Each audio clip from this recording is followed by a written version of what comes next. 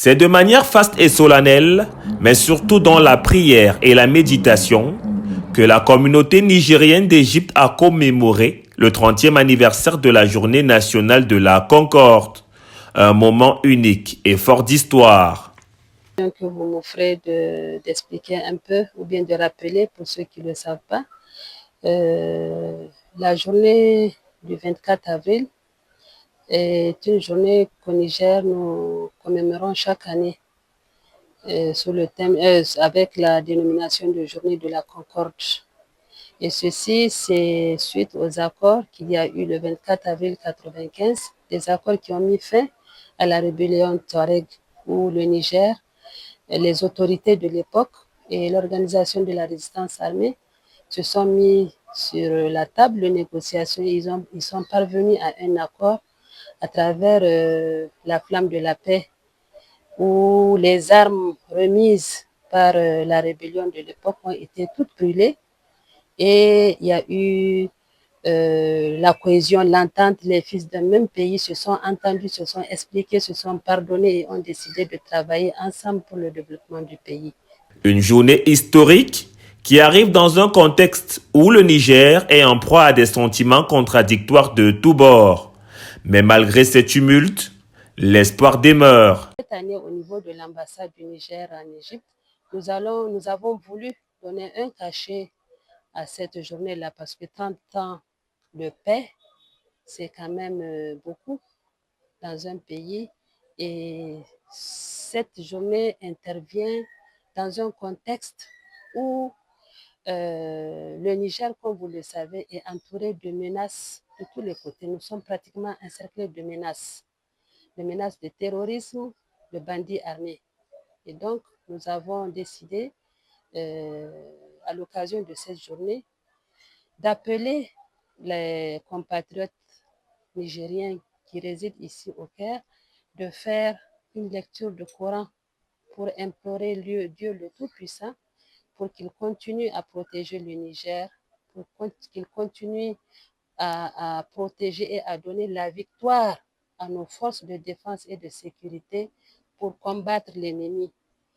Et ces prières aussi pour que règne la paix, la prospérité et la cohésion sociale dans notre pays.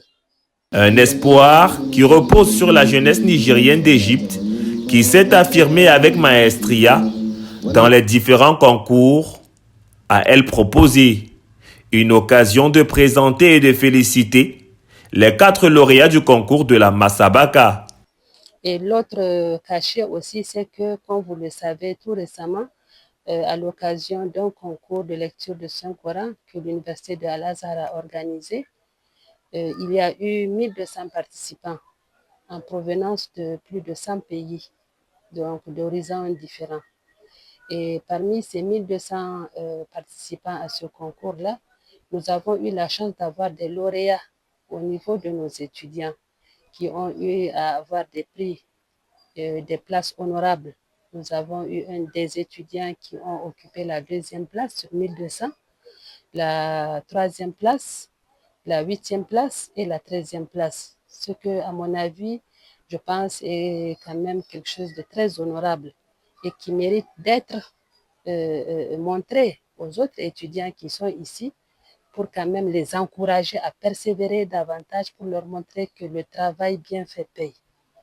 Et le dernier aspect, l'événement qui rappelle la force de l'entente et la coopération entre Nigériens a été marqué par une bagatelle d'exhortation en langue arabe, haoussa et même en français, avec pour mot d'ordre la culture de la paix et la pérennisation de cette dernière entre les peuples. Occasion pour son excellence, Madame Sani Nana Aïcha Ondia, ambassadeur du Niger en République arabe d'Égypte, de souhaiter non seulement une bonne chance aux différents candidats à l'élection du nouveau bureau du Conseil des Nigériens à l'étranger, mais aussi à remercier ses collègues de l'AES et d'autres pays présents à la dite cérémonie. j'ai voulu saisir cette occasion-là aussi pour souhaiter une bonne chance aux candidats, à ceux qui vont être élus et à les inviter à travailler ensemble pour le développement du pays.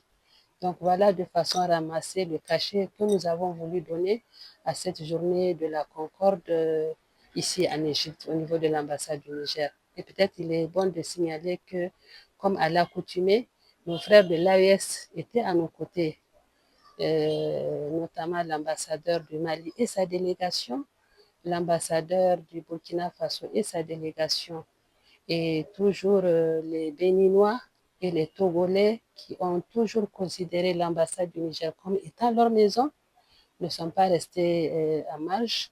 Ils ont aussi bien voulu répondre présent à notre invitation et d'ailleurs, ils ont participé aussi à la lecture. 24 avril 1995, 24 avril 2025, 30 ans que le peuple nigérien lutte pour consolider la paix et cultiver l'esprit de dialogue. Et le moins que l'on puisse dire, c'est que les Nigériens d'Égypte ne sont pas en reste.